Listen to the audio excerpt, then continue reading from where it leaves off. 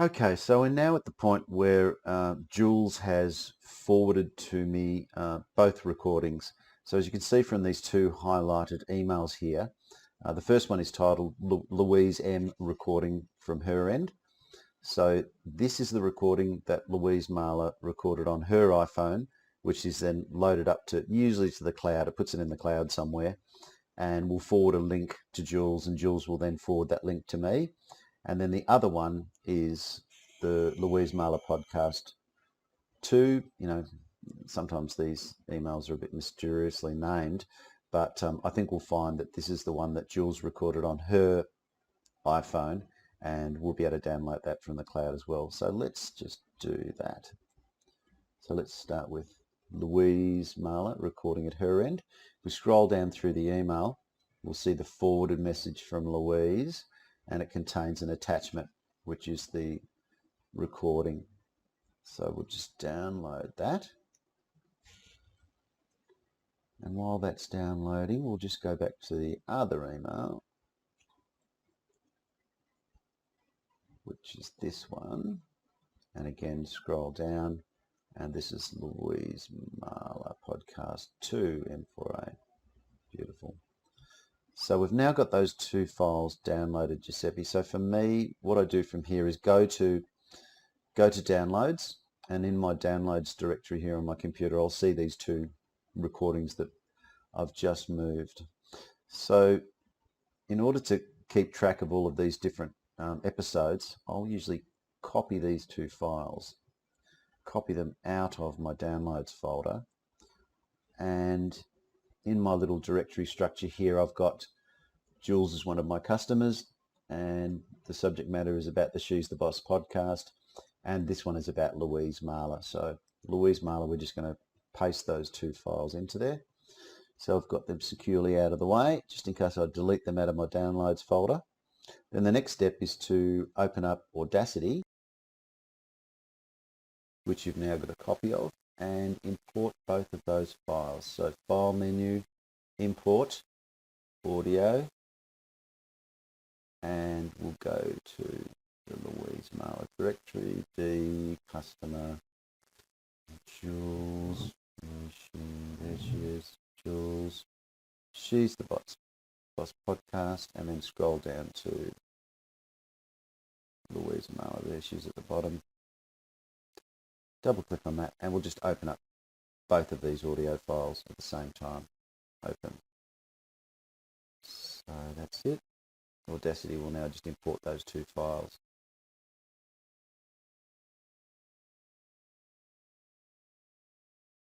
Okay, now I have a little trick that I use here, Giuseppe, which I'd love you to use as well if you feel like it, is that there's an option in Audacity called Sync Lock. Now, I might just scrounge around, see if I can find that setting for you. Let me just find it in the menus here. Sorry about this. This is a bit of a thing that I do need to talk to you about. Tracks. Here we go. So in the tracks menu, you notice down the very bottom, I've got ticked on Sync Lock Tracks. Now, this will become evident later why this is a really good idea. So by default, Sync Lock Tracks is turned off. So if you could turn that on your version of Audacity, it'll stay on for here on in. And I'll give you an idea of why this is helpful. Okay, so we have two independent files here, but if we were to say highlight a certain section of that file, and we were thinking that we were just deleting that little bit of recording there, then if you look down below, you'll see that there's a little bit of a grey symbol here as well. So if we were to delete this section and press the delete key now, it would delete not only this section from this track, but it would also delete this section from this track as well, which is not usually desirable, okay? So in order to get around that, what I do is I add a new track, tracks, add new, I add a label track. Now a label track has a couple of different functions, but the one that we're using for at the moment is if we put it between these two tracks, then if we highlight and delete something from this track, then it won't be deleted in the other track. And as we go through, you'll see why this is important, but that's just something to mention. So every time you've got any more than one track, just create a new label track and insert it between the two files. Then you can edit each track independently. And this is important at the beginning of the file, at the beginning of the process when we first receive the files, because as you can probably imagine, Louise didn't hit her record button at the same time as Jules and vice versa. So the starting point where we want to synchronize the tracks will be different in either file. Okay. So what I'll do now usually is I'll just click solo here so that I can just hear the first recording. We'll just play a little bit here. New recording. What did you do? I said I've given myself a gin and tonic.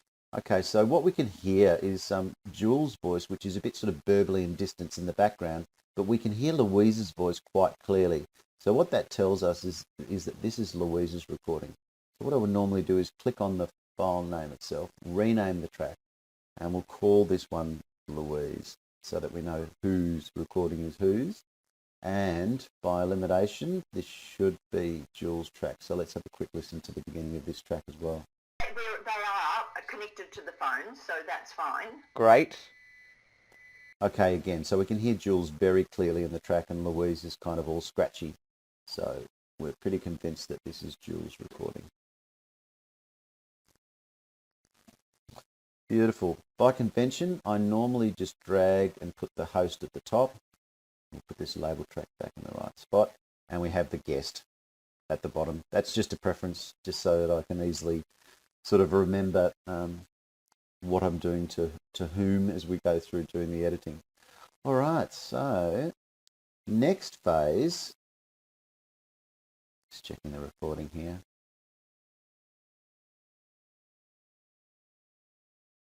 Right, next step for us, Giuseppe, is to widen our view a little bit. As you can see, the sound wave is quite compressed. What we do, just get rid of that. Oh, there we go, sorry, get rid of that. These buttons up here, you notice it says skip to the start. So if we want to go right to the beginning of both recordings, and we just press this button. And in order to give us a better look at the sound wave, we hold down the control key on your keyboard and then press number 1. And control 1 actually zooms in on the sound wave. I'm not sure if you can see that going on there. But we're gradually zooming in closer and closer. So this is the way that we can, so for example, I'll just show you what that's like now. So we'll just play a little bit of Jules at the beginning again, press play. They are connected to the phone, so that's fine. Great. So we can now much more easily see the difference between the two speakers. So this is Jules saying right here, and then we have that little bit of conversation coming from Louise. So we can start to sort of see the distinction between the two tracks, who's speaking and who's not speaking, which will come in handy later.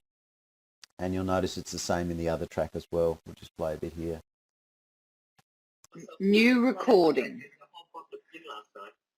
So quite a significant difference there between the sound of Louise's voice and Jules sort of tweeting away there in the background. Right. So now we've got to try and line these things up because they started their recording at a different point in time. So what I tend to do, Giuseppe, with these ones is once I've established which one is Jules' track, I'll skate forward normally a couple of minutes. There's normally a couple of minutes worth of preamble where the guest and host are just sorting themselves out, making sure that everybody understands that the Zoom recording level is nice and low on the laptop, and that they've actually pressed the right button on their iPhone to do the recording in voice memos. So usually about 3 minutes in, or maybe 2. So we're seeing a little bit. That sort of stuff is normally laughter. That's how laughter tends to look. And we're looking for a countdown from Jules here. Let's see if we can find it. Just going backwards and forwards a little bit here. What's that one? More laughter. So I think we go back a little bit further. No, there you go. And then I moved into business. Okay, it sounds like the interview's already begun. So a little bit further back. Where is she? I've got myself a gin and tonic. I drank nearly a whole bottle of gin last night. Okay, so to make this a bit easy to listen to, we'll just put Jules on solo for a minute. So this still looks like the preamble here. Let's just have a bit of a listen. Last night. What did you do? I said, I've given myself a gin and tonic. I subscribe to the Gin Birds, which is one of the girls in our group. And you get a bottle of gin a month. Get with the program. And I nearly drank the whole bottle last night. Thank goodness I'd had bay juice first, so no hangover today. Oh no. I know, that was, I just looked at it this morning, I went, oh my God, you drank a lot. And he said I had one glass, and I went, oh my Lord. So there you go.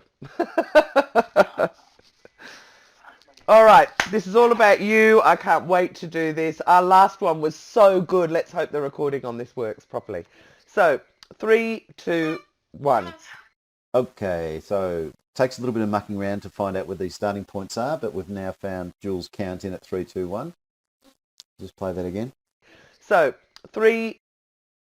Okay, so what I normally do here, Giuseppe, is I'll actually mark that at 3. Now, on the keyboard, in order to create a little label in the file, and you'll find these things infinitely helpful, is we hold down the control key and press B for Bob. And then usually I just note here 3, 2, 1. So this is, I know this is where Jules is about to start the recording. Now the next task is to try and find where that is in Louise's recording. So we'll just go solo on Louise. I think Louise's might be a bit shorter than Jules, but let's just see if we can find out where we're up to. Producing sound and setting the body up, and the work that goes. Okay, it sounds like she's already into the interview here. I'll just go back a bit further. Doing a presentation. Yep. Okay, so it looks like Louise started recording a lot later. What's this one?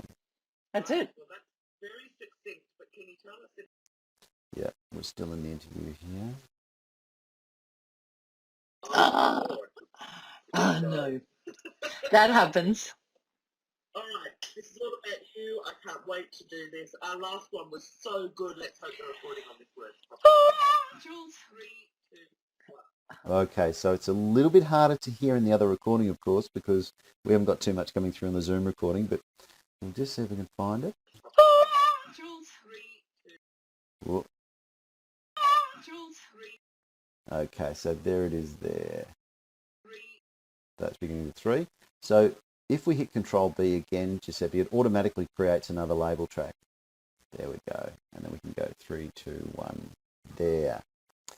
Now, using the zoom options, so now we actually want to zoom out a bit on the recording so that we can get the 3, 2, 1s in the same spot on the file. So if I press Control 3 and 3 again and 3 again and 3 again, now we can see both the 3, 2, 1 start in Jules' track and the 3, 2, 1 start in Louise's track. So now this just takes a little bit of roughing in. So you'll notice that when I hover the cursor over the actual label itself, it makes a little yellow line, so we know exactly where it is. So what we want to do here, and I normally find this is usually the easiest way to do it, is to just, I'm holding down my trackpad, so basically the shift key, highlighting a range of sound, and I'm going to bring it pretty close. And you'll notice here as I just came up to the next 3, 2, 1, can you see it's turned the cursor yellow? Beautiful. So I now can just delete this section without deleting anything out of the other section. So delete from Jules without deleting from Louise. So I press the delete button. Oops. Now what that's done unfortunately is that's removed the 3, 2, 1 label from the top. That's deleted that as well. But because we know we're already in the right spot, we can hit Control B again and just make another 3, 2, 1. There we go. We'll find a better way of doing that. Now I want to zoom in closer. Zoom in. It's Control 1, Control 1, Control 1, Control 1. And Control 1, Control 1. So we're going to get nice and close here as we want to do. And I want to highlight it at 3, 2, 1. And now we are zoomed right in on the file. So in this case, I want to unmute, which will basically make both tracks audible. And then click the cursor a little bit before where we want to start and just have a bit of a listen. 3, 2, 3, 2. So I still can't quite hear Jules. I can't quite hear Jules in Louise's recording. So if I click on Louise here, she's got a little slider, so I can increase the gain on Louise's just temporarily so I can hear Jules a bit more clearly. I'll bring that up to about 25 decibels. Jules, 3, 2. Jules, 3, 2. So we're pretty close there. I think that might be close enough, but let's just listen, make sure we get the whole 3, 2, 1. 2, 1. 2, 1. 2, 2. So we might be, it sounds like this one's a bit of a tricky one. It sounds like we might be a little bit out. 3, 2, 3. Okay, so what we're finding here is the 3, 2, 1 starts here, but starts more or less here. So if we just trim a little bit more off Jules, that should line them up pretty closely. I think let's try now. 3, 2, 1. Okay, so I think that's probably close enough. That's probably close enough for a start. Now what we can do, Giuseppe, is zoom right out again using Control 3, Control 3, Control 3, Control 3, and Control 3 again. Beautiful. Now what we want to do is we want to highlight that 3, 2, 1, and then we want to delete basically everything before this for all of the girls, because we all know that's pre-recording stuff that we don't really need, getting warmed up. What I suggest doing first is to, rather than deleting this section, we go up to the Generate menu and just click on Silence. So that will convert all of this recording into silence, like so. Silence for that duration. Okay. All right. So we've now got more than 45 seconds worth of silence at the beginning of the track. That's way more than what we need. So I'd probably, where are we? 45, 46, 47. So I'll probably delete from 45 back to the beginning. And this time I will hit the delete key. And that gives us just a little bit of header track at the beginning. So if I just press play. 3, 2, 1. Okay. So that's how we line the tracks up together. We may not have got it quite right, but we can adjust this as we go through doing the editing. All right, moving on to the next stage. So now we're ready to basically first, what we want to do with these tracks is we want to make sure that the sound's okay. So we'll just turn Louise back down to 0 decibels again. Yep, and that means that the host and the guest might be approximately the same value, but that's not always the case. So we do a bit of production on the file at the beginning. And we do this by clicking in this little section to highlight. So we're going to highlight all of Jules' recording, and then we're going to click in the same spot for Louise and highlight all of her recording. Now we're going to apply some effects at the beginning of doing this. First effect we're going to apply is an effect called RMS normalise. So if we go to the effect menu and move the cursor over onto the menu list like this and press R for repair, no, R for repeat, reverb, reverse, no, RMS normalise. So down the bottom of screen here, this is the one that we want to select. Now, footnote that I'll need to install this little effect on your computer when we meet on Sunday. So the target value for RMS, industry standard for essentially this is giving us loudness and volume for the entire recording. And after a lot of research, this is the target RMS level, minus 22.5. So that's set yours to that, and then click OK. We just wait for a while it applies that. So what it's doing is it's taking out all of the peaks and troughs from the recording. You'll notice that still looks to me that Jules is a bit louder than Louise, but that's not unusual. Jules is often a bit louder than her guest. So we need to set a limiter so that we just shave the top off Jules' volume and this is another effect. Click the effects menu, then select L for limiter. Click limiter, and what this will do, it will take the maximum, it will give Jules a maximum of -4 dB, and you'll notice that it'll trim the peaks and troughs on the sound wave. So we'll just apply this. -4 is the value that I always use. So this is going to apply to both recordings. Okay.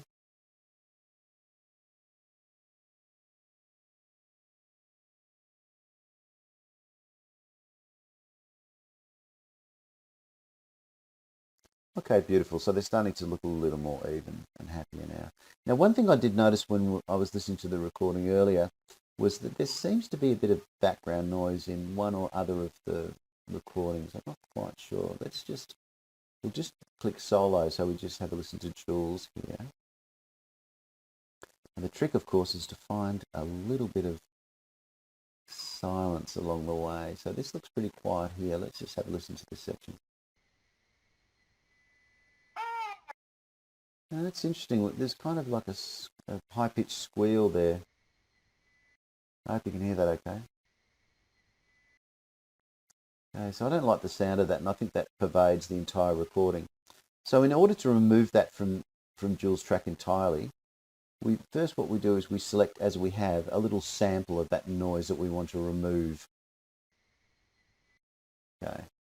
We go up to the effect menu again, and we click noise reduction. What we're doing here is we're saying, I'll just shift this dialogue a little bit. So that section of the audio file that we've selected, that's called our noise profile. So we first inform the noise reduction effect by saying, just get that noise profile. Then the next step in using noise reduction is to highlight the entire file again, go back to effect, into noise reduction again, and this time we want to do step 2, which is to actually apply that noise profile removal to the entire file. These are settings that I'd like you to replicate on your system as well. So the noise reduction should be at 16 decibels, a sensitivity of 6, and frequency smoothing bands of 2. And make sure that this is to reduce the noise. Otherwise, it'll give you the other side of it. And click OK. So it's now going through taking that noise sample that we gave it, and it's modeling it and finding it across the entire recording and removing it. This works really well for subtle, fairly quiet sounds like that, but if there is like huge noise, like a very loud air conditioner or whatever, then sometimes it can interfere with the quality of the speaker's voice. So it's to be used sparingly. So we'll just have a listen to that little section of the track again and see if we've removed it. In the first place. Okay, so there's a tiny little bit of squeak left there, but I think in the main we've got rid of that. So that's how we use the noise reduction feature. So we'll just skip to the start of the recording again, and now we can begin the editing. So we want to hear both files at the same time.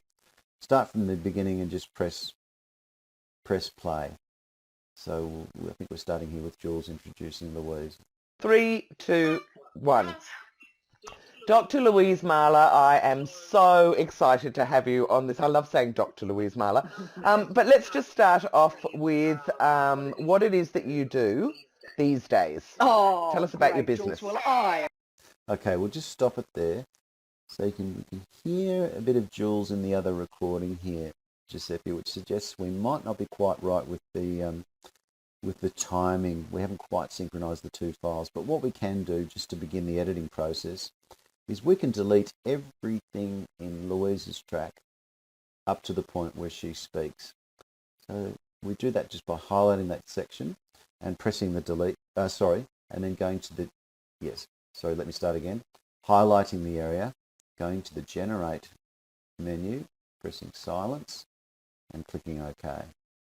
So now we've completely removed that entire section of Jules' voice, which was bleeding through from the Zoom recording. So just to give you a sample of how that sounds by comparison. What it is that you do these days. Oh, Tell us about your great, Jules. business. Well, I am All right, so that's not sounding too bad. We might just try and find that.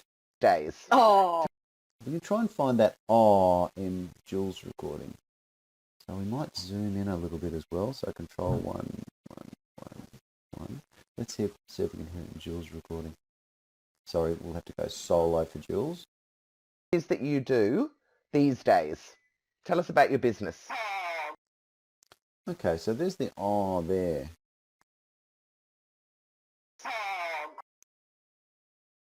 Okay, Tell us about your business. so I've got the "ah." Now we're going to have to be a bit careful here. So the "ah" starts there. We're just going to go, oops. I'm just going to go Control B to add another little label. And this is the "ah." I'll just copy that. We're going to use that in the other section. And then if we go back and make Louise the solo, then we go straight back to, and I think the "ah" started here. oh, Okay, so we're going to add that to Louise's as well. All right. Now there's always going to be a little bit of a shift between the two recordings due to the latency of the Zoom call and the internet. So we kind of, what we're trying to do here is we're trying to decide whether we're going to cut to the host or cut to the guest. In this case, I think it's probably easy for us to cut to the guest. Now we won't be able to delete anything from Jules' recording up to this point because we're all ready to go and we've begun. So what we want to do is we want to add. We're going to push Louise up a bit further in the track. One of the easiest ways to do that is to just highlight some silence on Louise's track. Press Control C to copy it. Click on the timeline again, and then Control V to paste. You can see here that we're gradually just shifting Louise up. Paste again, paste again, paste again, and paste again. Okay, so we're just about on the money there. And I think if we play both files together now, we should find... Yes. Tell us about your business. oh, Now we've got Louise synced across both tracks.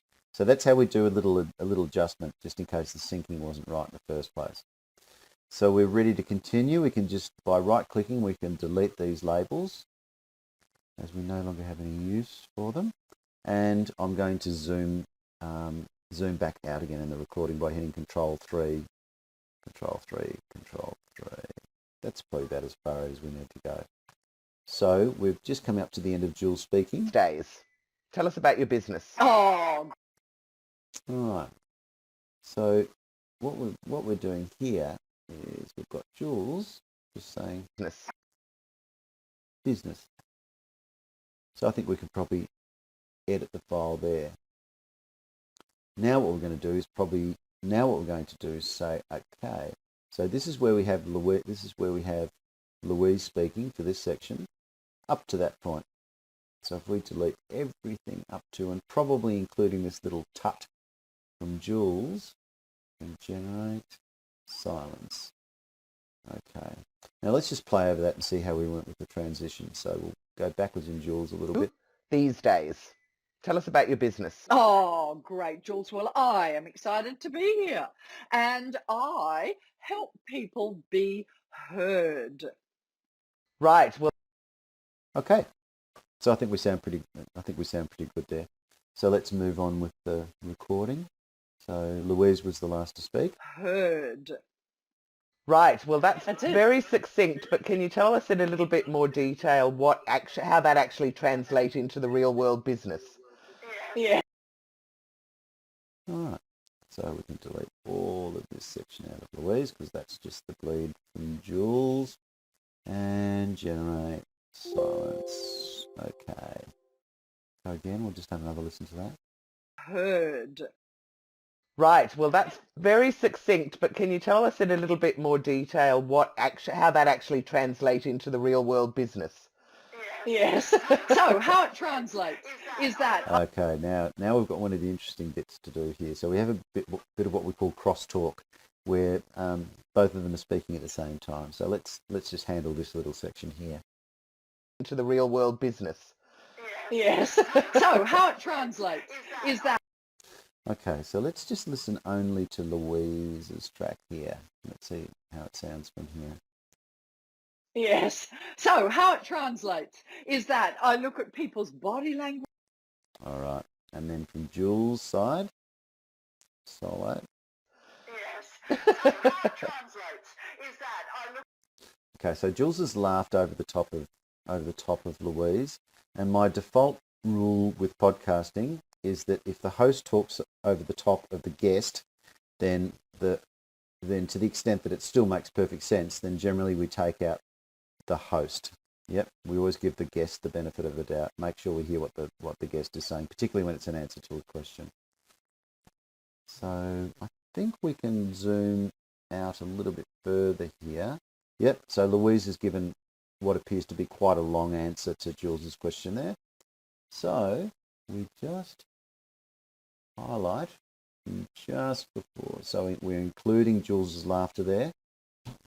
And then there's all the background from Louise. And we can probably take out that little tut, that little triangle thing. They're generally tuts.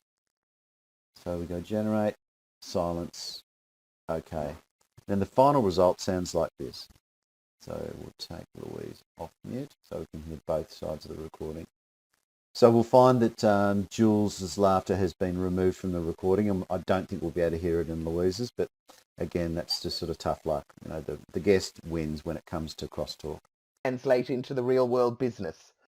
Yes. So how it translates is that I look at people's body language and their voice and how they get their voice out of their body, and look at how they can be heard in terms of influencing others in the boardroom, being heard on a Zoom meeting, doing Having a a voice of presentation, presence. whatever it is. Okay. And now we can hear another difficulty with crosstalk here, Giuseppe. I'm not sure if you noticed, but there's a slight difference in latency between these two recordings, and you'll be able to hear what Jules is saying now a little bit later in Louise's track. Let's just have a quick listen to that again. Doing Having a a voice of presentation, presence. whatever it is. All right. So again, not a lot we can do, not a lot we can actually do about that. But the same thing applies. The host is going to have to defer to the guest when it comes to talking over the top of them. Doing Having a a voice of presentation, presence. whatever it is. All right, so we're just going to remove that section for Jules, including a Tupman introduction to the next sentence. Generate silence. Click OK. Now let's just hear the after effect of doing that. Doing a presentation, whatever it is. Sorry? Okay, so why? Okay, so here's the tricky part. Here's the real art in it. There's not much science in all of this. So let's just make this make sense. Doing a presentation, whatever it is.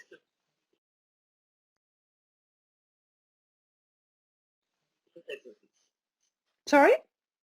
So what I'd do here, Giuseppe, is I'd actually take that section out, because Louise has only said sorry because Jules has spoken over the top of her. So here's a case where we can actually shorten the entire production. So we can highlight, you'll notice here that we can highlight either on individual tracks or we can highlight across multiple tracks. So in this one, I think we'll take all of that out like that, and that will delete it from both tracks and keep them both in sync. Let's just hear how that sounds. Doing a presentation, whatever it is. Okay, so why? What's the big why? Why have you set it up in the first place? Great. So I think that's tidied it up, and we're just going to remove Jules's question out of Louise's track here. Generate silence. Okay. Let's just play that back again. Whatever it is. Okay, so why? What's the big why? Why have you set it up in the first place? The history of why I set it up. Great. So now we've got a nice long answer coming from Louise, as we can see in Jules' track. So again, we just highlight all of the Louise and the Jules up to the point where we see Jules' voice coming back in again. can always delete these tiny little scrags at the very beginning. They're usually just people starting the sentence with. So people tend to tut. Generate silence. Okay. And let's just hear that transition. So that they could do it. Fantastic. So I'm sure, even though you've been obsessed with voice. All right, so Giuseppe, we might just leave it there for this little bit. We've got quite a bit. There's another, so we're up to 1 minute 38, and so there's approximately an hour on these episodes. So I might spare you the next 50 minutes and come back and we'll regroup again at the end